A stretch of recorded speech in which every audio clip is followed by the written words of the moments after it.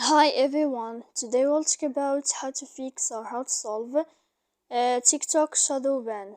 To know how to fix or how to solve TikTok Shadowban, you should just go to settings. After that, we click apps, default apps, app settings.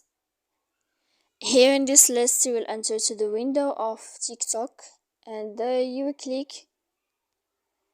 Then in this page of app info, you will click on force stop and you will click OK. Here we go to click on storage. After that, we click clear cache. Don't click clear data because that can make errors on your app. In the end, you can go to Play Store.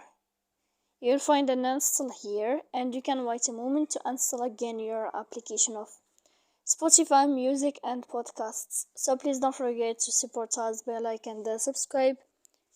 Sorry, TikTok, not Spotify here. TikTok. If you find updates, then you can update your app. So please don't forget.